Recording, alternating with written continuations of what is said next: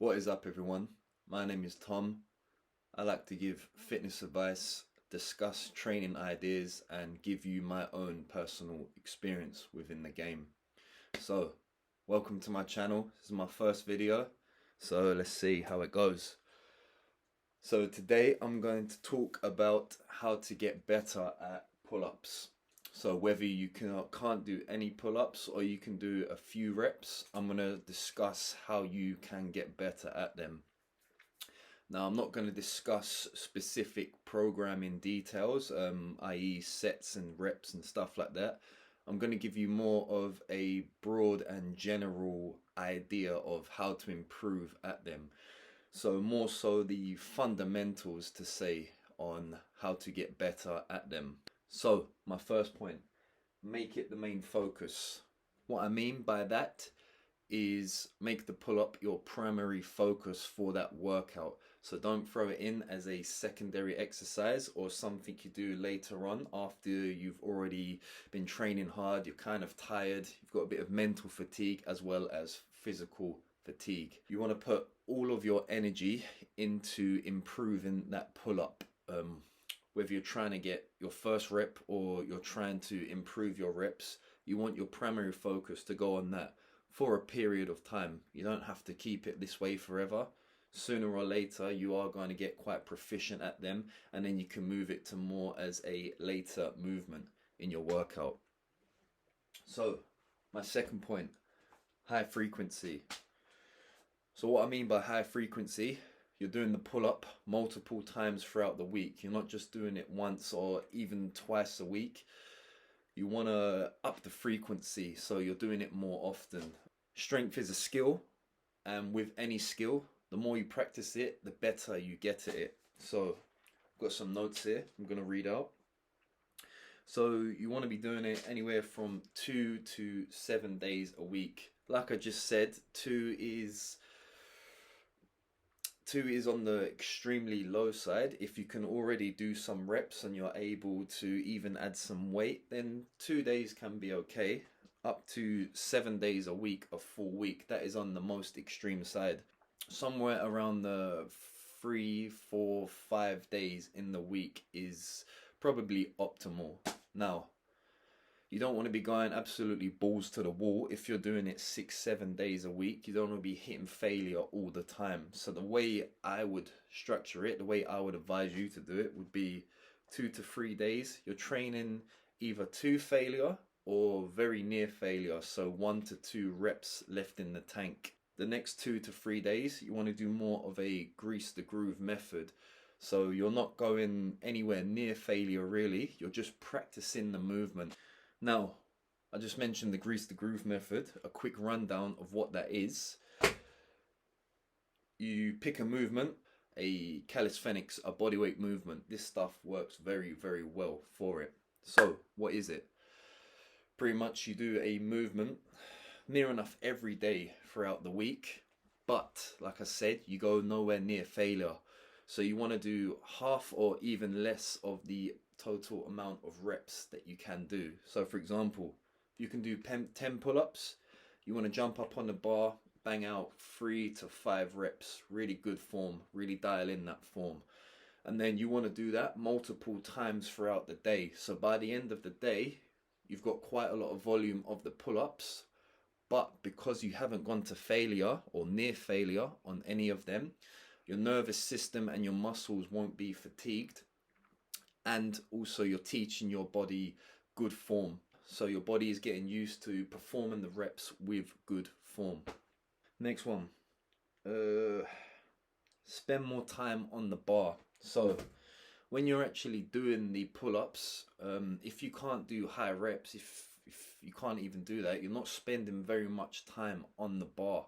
So what I would suggest for that is stuff like dead hangs. So what a dead hang is, you just grab onto the bar and you just lock out at the bottom and you just hold it there. Get your grip nice and used to the movement, get used to holding your own body weight, maybe move about while you're on the bar, kind of twist, maybe a little bit of a swing. Just get used to holding onto a bar, building up that strength, that specific strength that you need for that. Another one I would say would be isometric training. Now you've got two types of isometric. You've got overcoming isometrics and you've got yielding isometrics. We're going to focus more on the yielding isometric. So overcoming isometric, I'll give you a quick explanation, is you're trying to move an immovable object. If you put your hands on the wall and then you push hard for 6 to 10 seconds, as hard as you can, obviously the wall isn't going to move. That is a overcoming isometric. So you're using a lot of your nervous system and your muscle fibers to try and move that. So you're almost fighting against the impossible, as to say. Or you could load up a bar. Let's say for a deadlift, for example, you load up a bar that you can't lift. There's no way you're going to lift it. And then same thing again. You try to deadlift that and then you strain for about 6 to 10 seconds, somewhere in that range. That is very good for strength, developing strength and explosive power, but that is more of a advanced technique, and this video is catered more to the beginner side. A yielding isometric is pretty much you just hold a static position. So for example, something like a wall sit, where you sit down against the wall, you keep your knees at 90 degrees, and then you just stay there and hold. Another example would be like a plank. Now a plank, you're not fighting to move anything, you're just staying there and you're holding it. That is what a yielding isometric is.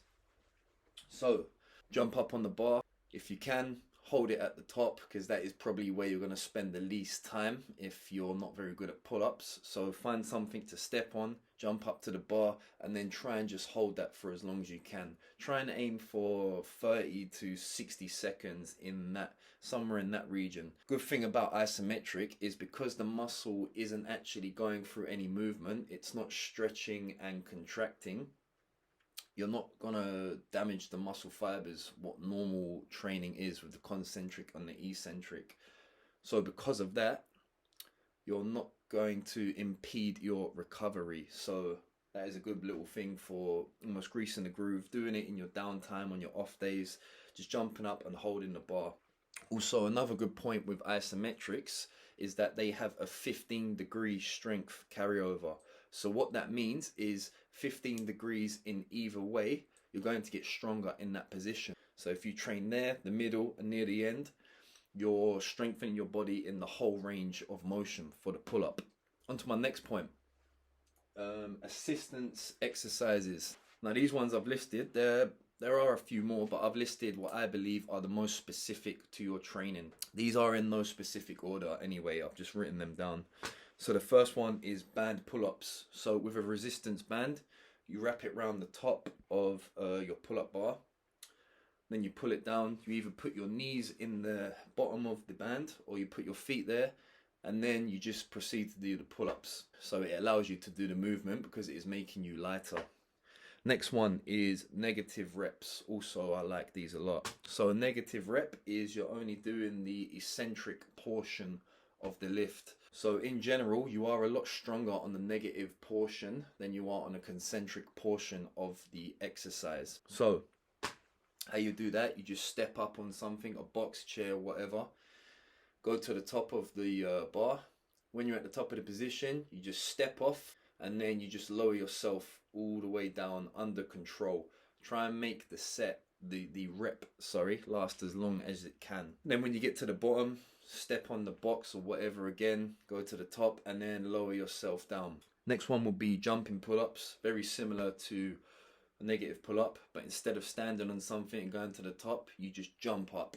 So there is a bit more of a concentric portion, but you're taking a lot of that away by doing the jump. Your legs are doing most of the work to jump up to the bar. Same thing again, when you get to the top, you lower yourself down very slowly. Next one, if you go train at a gym and they have an assisted pull-up machine, so it is the machine with the pull-up bars and there's like a little pad and it moves up and down.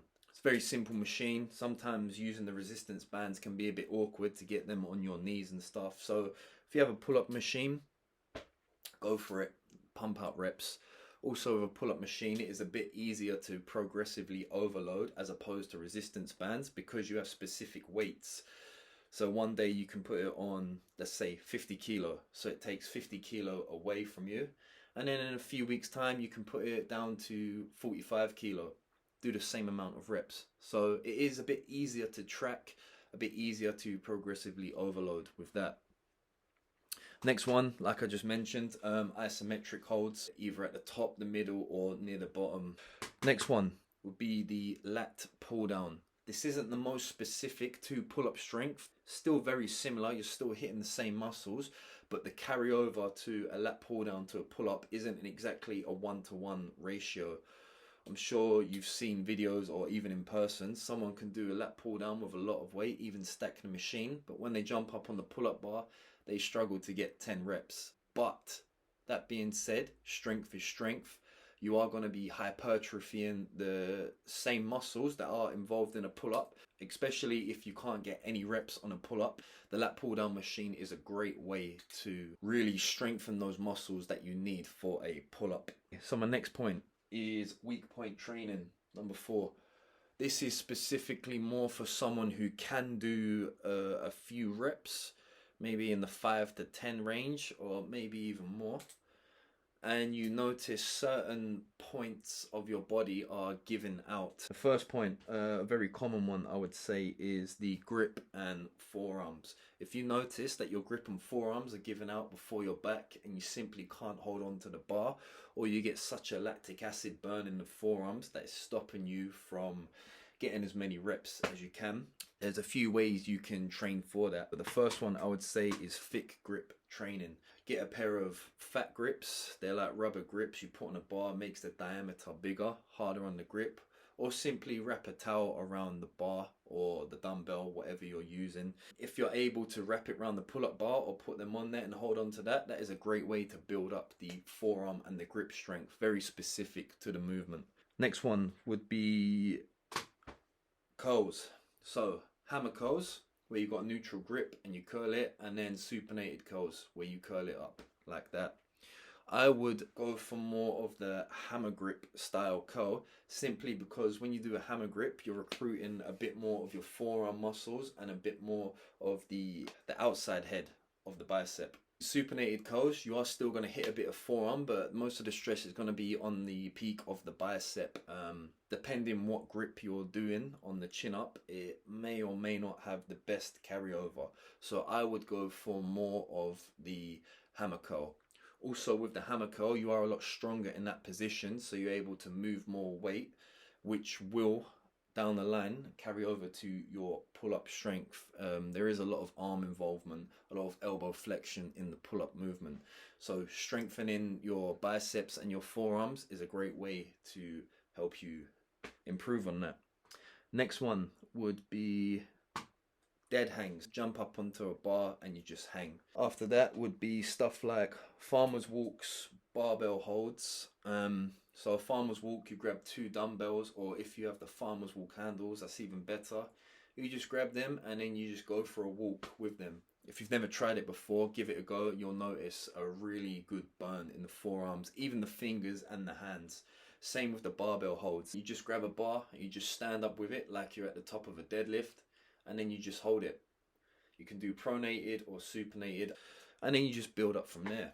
30, 60 seconds, and then progressively overload the weight over time. And then the last one for that point would be just strapless pulls. So if you are using a lot of straps in your workout, I would say devote some time and devote some of your sets to strapless pulls. So whether that be a barbell row, whether that be a lat pull down, whether that be a machine row, dumbbell row, any type of pulling movement, even a hip hinge like a deadlift or Romanian deadlift, anything like that, devote some time, not all of it, but some of the time to strengthening your grip in that movement.